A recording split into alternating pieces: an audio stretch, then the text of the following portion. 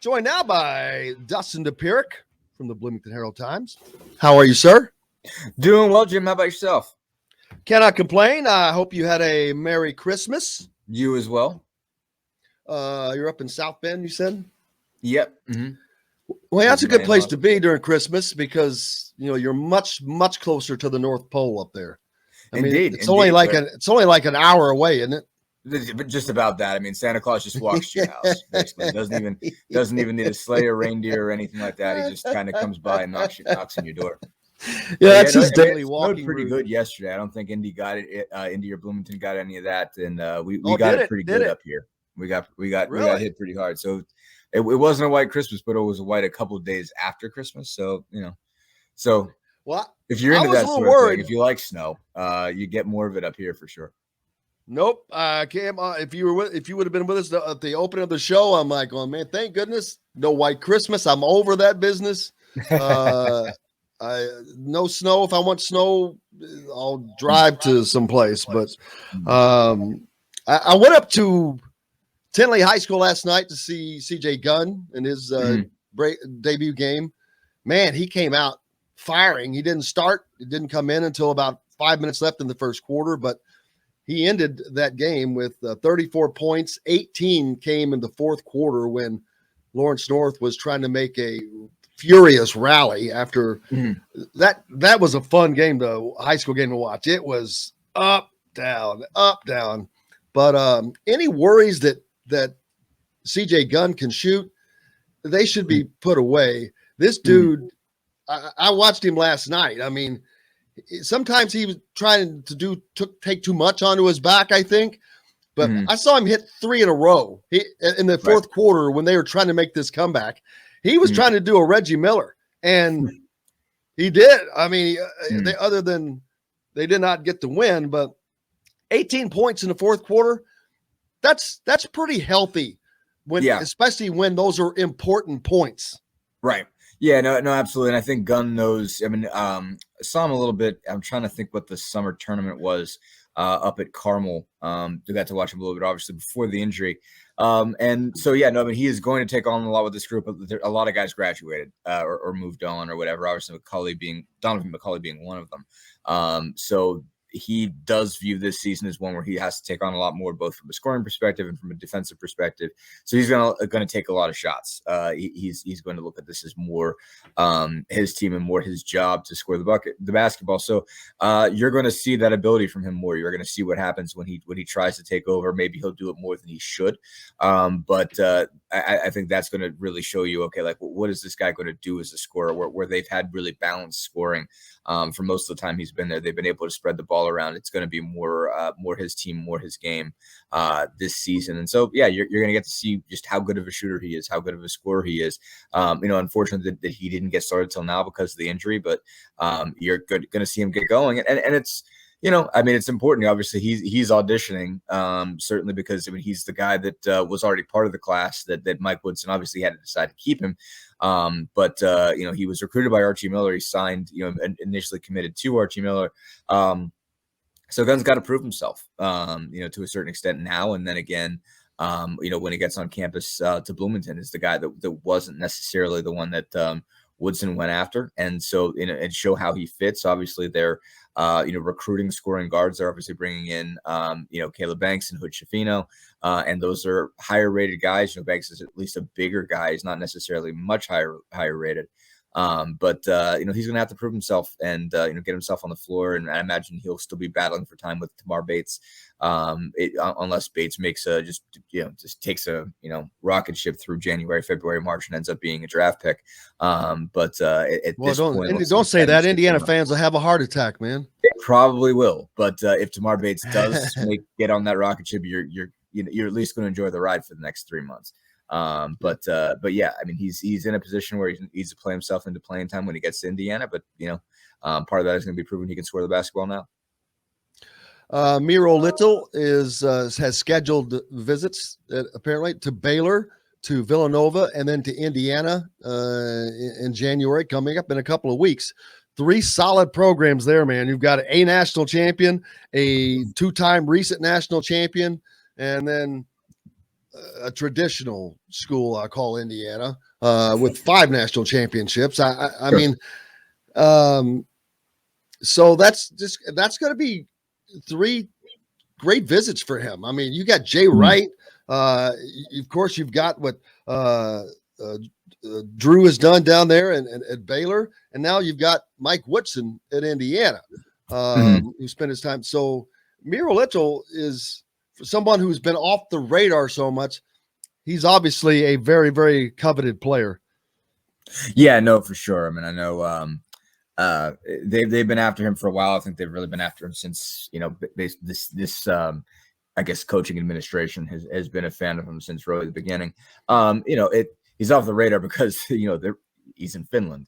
So it's just obviously you've got to make that investment. I mean, you've got to be a program that basically can invest in going international. And not everybody can do that. But I know Indiana's been doing it. I know I think Dane Fife was there in like October, somewhere in that vicinity, to go visit him and go check him out.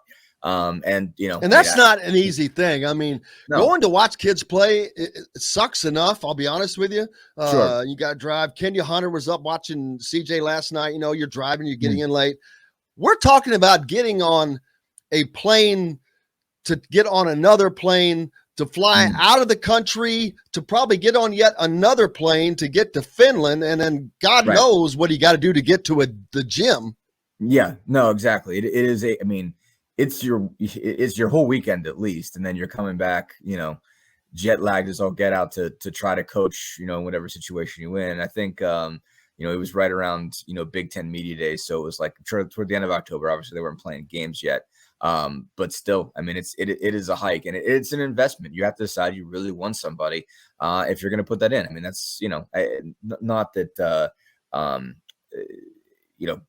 programs the level of Indiana are counting their pennies, to this extent. But I mean, that's at least a 4-figure investment, to get you out there between, the plane flight and the hotel and however many days you're there. And, you better see something too. You've got to get some real evaluation there, because it's not like they're coming in and playing in AAU tournaments. I mean, you got to see what he looks like against real deal competition, and hope that you see enough to convince yourself that, hey, this guy's worth it. Now, most of the time, you don't go there unless you already know. You don't go there unless you've already seen enough video to say this guy's worth it. And so obviously they've seen enough from Miro Little to see this guy's worth it. This guy plays the position the way they want to play it. And obviously, as Mike Woodson's mentioned a lot of times, he's considers the point guard position very, very important. Asks a lot from those guys, and so obviously he sees in Miro Little what he wants to see, and obviously the assistants do as well, to want to go after him. And obviously they're not the only ones, because Baylor and Villanova do too. But it comes down to him, and you've got to be willing to invest. You've got to be willing to get over there on a plane, and go all that distance, and know that you're not going to catch him playing in some big old field house in Dallas or Las Vegas or whatever in July. I mean, you're going to have to make your decisions based on what you see from him playing overseas. And, but so you better be sure. And it seems like they and several other programs are. Yeah. And I talk about the 3-man class that they have coming in: CJ Gunn and Jalen Schifino, and Caleb Banks. 3 solid recruits. Caleb Banks with 34 and 17 last night. But Woody is he's building this program through recruiting. This is not a Kentucky that is relying on the portal like they relied on the one and dones before that. He's actually recruiting these kids, and which I was a little surprised. I thought that they may hit the portal, especially since, getting here, you're like, oh, I got to get there, so I got to hit the ground running. But he didn't. He has taken completely what he had and is building on to that. And I think he obviously knows what he's doing. He's building his own foundation. Yeah. Well, I mean, it's not like he didn't use the portal. He felt like he needed a point guard. He went and got a point guard. He felt like he needed a spot up shooter. And he went and got a spot up shooter. Obviously already had one other player that they brought in from the portal, and Parker Stewart. And that was big help. Obviously that was a, nice little parting gift basically for Archie Miller to Mike Woodson to give him sort of that leg up.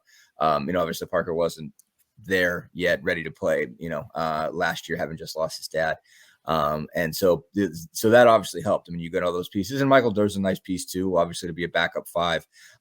So he went and used the portal as it's supposed to be. And I think this is, he's going to use the portal how I think everybody's going to use the portal. And it's the same way as one and done's. And I think, we get so up in arms, I don't know if up in arms is a word. But we lock onto the shiny new thing as media when someone goes down that path, and nobody, even since the one and done thing, really it has only been Kentucky and basically Duke that have been able to think that they could build a program around one and dones. They're the only ones that really have the capability of doing it. And now the portal, what you're always going to have is, like high school recruiting is always going to be just pure bubble, what makes your program go. You're going to be able to do more in the portal now, and obviously Kentucky's doing a little bit more than some others. But you're going to have to make things happen in the portal, and they're going to. I think really at this point it's they need a big. Presumably you're going to lose Trace Jackson Davis. Basically the way he's playing, I have a hard time he's seeing him stick around for his senior year. There's a chance, I guess, if he really, really wants to do it. And if the NBA still feels like that, we haven't seen enough from you yet. We haven't seen a stretched out enough game for you at your size, but the likelihood is they're still going to need somebody that they're going to need to anchor down there. And they might have to go to the portal. Obviously they wanted Noah Clowney. If they got Noah Clowney, they'd be happy. But my point is everybody is going to build through high school freshmen and then get portal players to fill in the spots that they don't have. And Mike Woodson's doing that too.